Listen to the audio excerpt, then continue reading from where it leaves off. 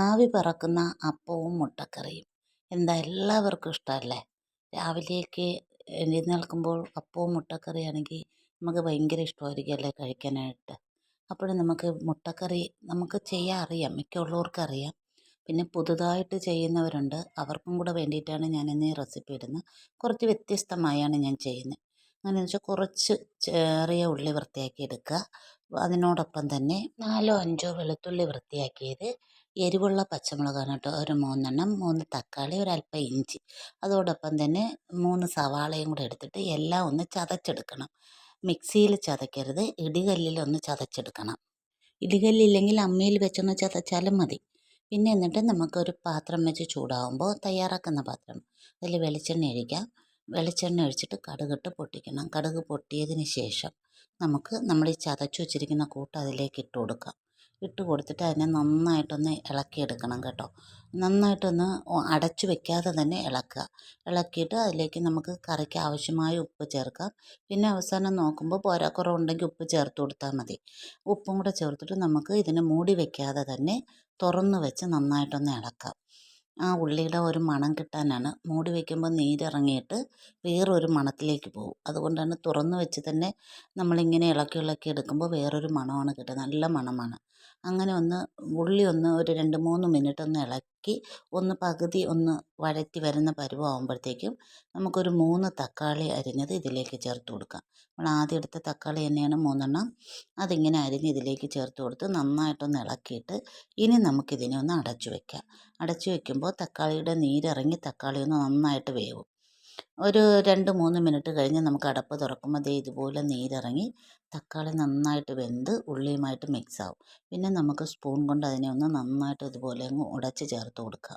തക്കാളി കുറച്ചുകൂടെ ചെറുതായിട്ടാണ് അരിയുന്നതെങ്കിൽ ഇങ്ങനെ ഉടച്ച് ചേർക്കേണ്ടി വരില്ല, അല്ലാതെ തന്നെ അതങ്ങ് ഉടഞ്ഞ് ചേർന്നോളും. ഇങ്ങനെ നമുക്ക് മാക്സിമം ഇതുപോലെ ഒന്ന് ഉടച്ച് സ്പൂൺ കൊണ്ട് ചേർത്തതിന് ശേഷം നമുക്കിതിൻ്റെ മസാലകൾ ചേർത്ത് കൊടുക്കാം. ഫ്ലെയിം ഒന്ന് കുറച്ച് വെച്ചിട്ട് മസാല ചേർക്കണം. മസാല ചേർക്കുന്ന ആദ്യം മഞ്ഞൾപ്പൊടി ചേർക്കുക. പിന്നെ ഞാൻ ഇതിലേക്ക് ചേർത്തത് മുളക് പൊടി, ചില്ലി ഫ്ലേക്സ് ആണ് കേട്ടോ, സാദാ പൊടിയല്ല ചേർത്ത. ഞാൻ പച്ചമുളക് എരിവിന് ചേർത്തിട്ടുള്ളത് കൊണ്ട്. പിന്നെ മല്ലിപ്പൊടി ചേർത്തു. മല്ലിപ്പൊടി ചേർത്തിട്ട് പിന്നെ ഞാൻ ചേർത്തത് കുറച്ച് ഗരം മസാല ചേർക്കണം, കുറച്ച് ഉലുവാപ്പൊടി, ഇവയെല്ലാം കൂടെ ചേർക്കുക. ചേർത്തിട്ട് ഇതിനെ ഒന്ന് നന്നായിട്ട് മൂപ്പിച്ചെടുക്കണം കേട്ടോ. ഈ ഉലുവാപ്പൊടിയും ഗരം മസാലയൊക്കെ ഈ മുട്ടക്കറിക്ക് ഭയങ്കര ടേസ്റ്റിയാണ്, ആ മണവും നല്ലതാണ്. അതുകൊണ്ടാണ് അവ എല്ലാം ചേർക്കുന്നത്.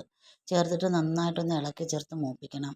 മൂപ്പിക്കുമ്പോൾ ഓർക്കേണ്ടത് ഒരുപാടങ്ങ് മൂത്ത് പോകണ്ട, കുറച്ച് ഒന്ന് മൂത്ത് കിട്ടിയാൽ മതി. മുട്ടക്കറി ആകുമ്പോൾ അത്ര അധികം മൂത്ത് പോയാൽ അതിൻ്റെ ടേസ്റ്റ് വേറെയാവും. അതുകൊണ്ട് അതൊന്ന് ഇളക്കി അതിങ്ങനെ മൂത്ത് വന്നതിന് ശേഷം നമുക്കതിലേക്ക് ഗ്രേവിക്ക് വേണ്ട വെള്ളം ചേർക്കുക. കാരണം ഈ മസാലയൊക്കെ ഒന്ന് റെഡിയായി വരണമല്ലോ, അതുമായിട്ടൊക്കെ ഒന്ന് മിക്സായി മസാല ഒന്ന് കുഴമ്പായി വരാനായിട്ട് നമുക്ക് കുറച്ച് വെള്ളം ചേർത്ത് കൊടുക്കുക. വെള്ളം ചൂടുവെള്ളം വേണമെങ്കിൽ ചേർക്കുക, അല്ല സാദാ വെള്ളമായാലും മതി. അത് ചേർത്ത് നന്നായിട്ട് ഇളക്കി നമുക്കിതിനെ ഒന്ന് തിളപ്പിക്കണം. തിളച്ചതിന് ശേഷം നന്നായിട്ടൊന്ന് തിളച്ച് വരട്ടെ. അപ്പോഴത്തേക്കും നമുക്ക് ഫ്ലെയിം കൂട്ടി കൊടുക്കാം. മസാല ചേർത്തപ്പോൾ ഫ്ലെയിം കുറച്ച് വെച്ചതാണല്ലോ. ഇനി ഫ്ലെയിം കൂട്ടിയിട്ട് ഇങ്ങനെ തിളച്ച് വരുമ്പോൾ നമുക്ക് പുഴുങ്ങി വെച്ചിരിക്കുന്ന മുട്ട തോല് കളഞ്ഞിട്ട് ഇതിലേക്ക് ഇട്ട് കൊടുക്കാം.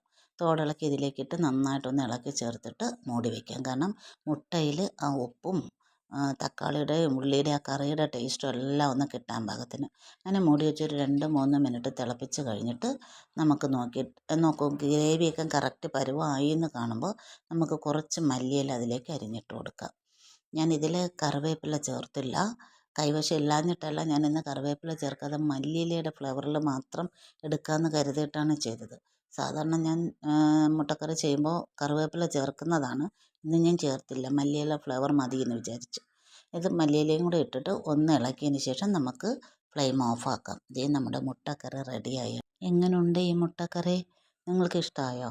ഇഷ്ടമായെങ്കിൽ ലൈക്ക് ചെയ്യാൻ ആരും മറക്കല്ലേ. സബ്സ്ക്രൈബ് ചെയ്യാതെ കാണുന്നവരുണ്ടെങ്കിൽ സബ്സ്ക്രൈബ് ചെയ്ത് ഇത് കൂട്ടുകാർക്കൊക്കെ ഒന്ന് ഷെയർ ചെയ്തെടുത്ത് സപ്പോർട്ട് ചെയ്യണേ. ഇഷ്ടമായെങ്കിൽ ഇതുപോലൊന്ന് ട്രൈ ചെയ്ത് നോക്കിയിട്ട് അഭിപ്രായങ്ങൾ അറിയിക്കണേ.